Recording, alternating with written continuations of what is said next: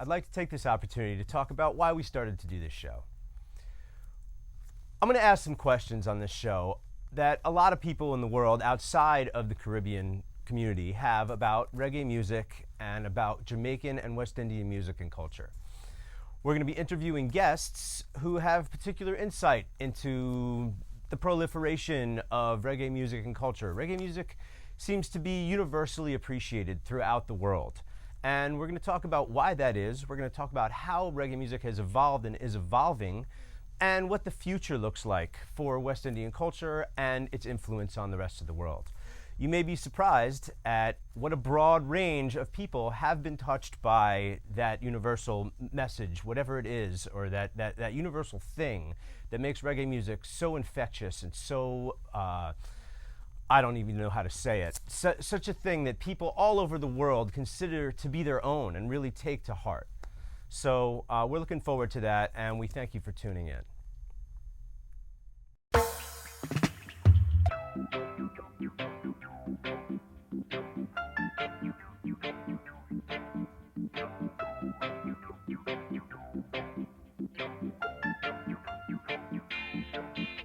This is a show where we're going to be talking about Jamaican culture, West Indian culture, and reggae music, and its impact on the rest of the world.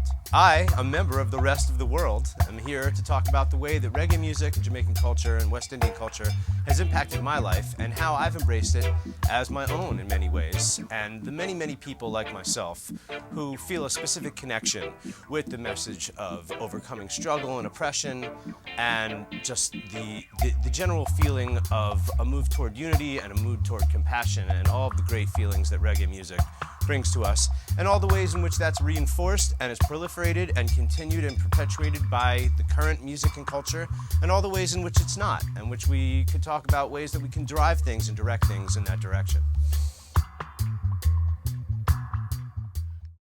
Well, not true, me living at the ghetto and me life it no easy. Talk to a man and the man come use me.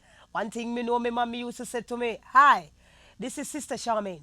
I'm doing Let's Talk It Out with me, original Charmaine, and Barry Commodore. My mother said me mustn't beggy, and me mustn't licky, cause sweet and the goat go run them belly."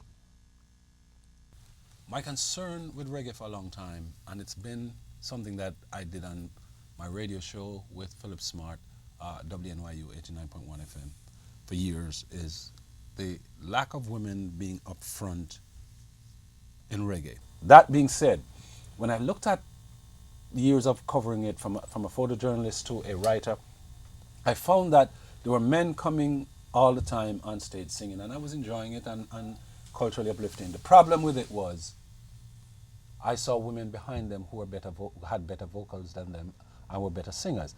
And the obvious question which it begs was, why aren't these women recording?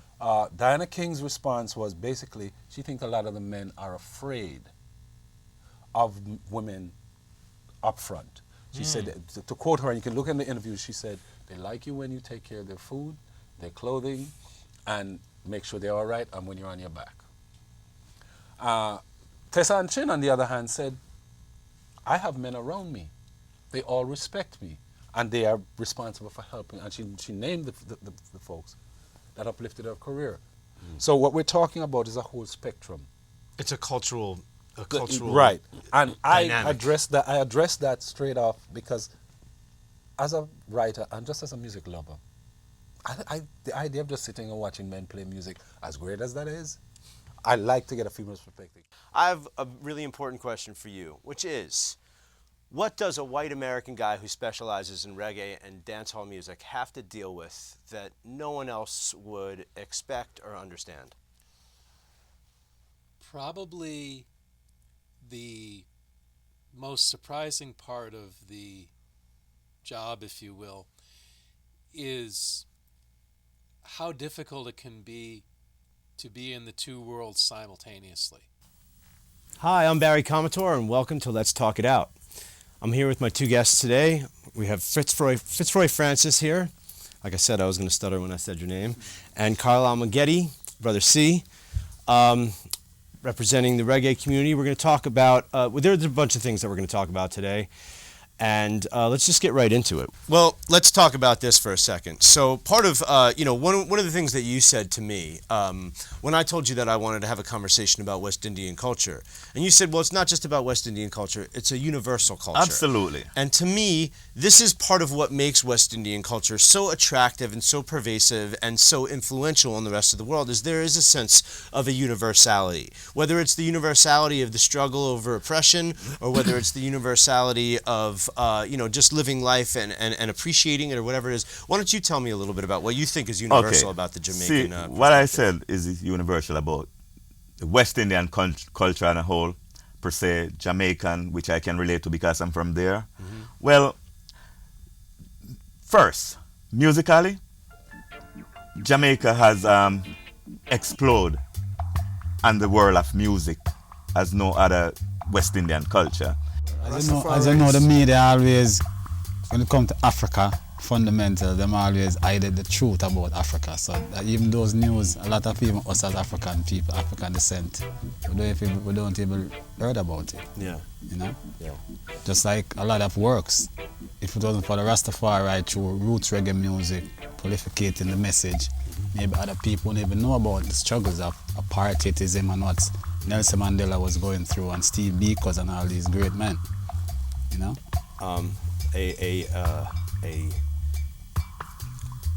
A guy from my state who was a hero of mine growing up, Bruce Springsteen, actually just played some shows in South Africa a couple of weeks ago, and he opened the show with Free Nelson Mandela by, I can't remember what band played that. Everything was politically charged, everything that he played. So I think that's still something that people feel like is like a hot button issue politically and all that. But let's get off of South Africa because I don't know enough about it to really continue the conversation. But I want to hear from you a little bit about.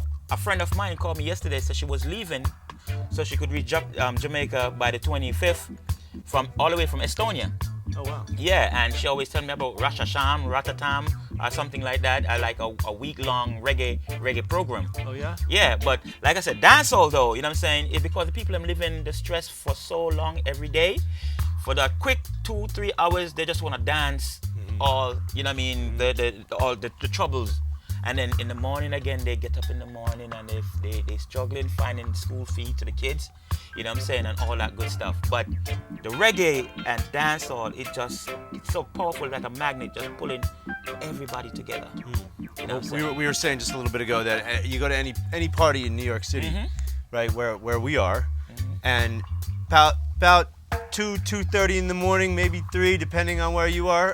Almost every party turns into a dancehall party. It's dancehall across the board, right? Yes. What is that? What is that? Look, in the earlier part, you know, you have the easy juggling, which you get like the lovers rock. You know what I'm saying? But I mean, you say not a reggae party. It could be a country music party, and it's like everything turns into a reggae party. It's the vibes. It's the energy. It's the electricity. It's just the vibes. You know what I'm saying? You know, it's like you're on a long journey, and then you're close to the end, and you decide to speed up.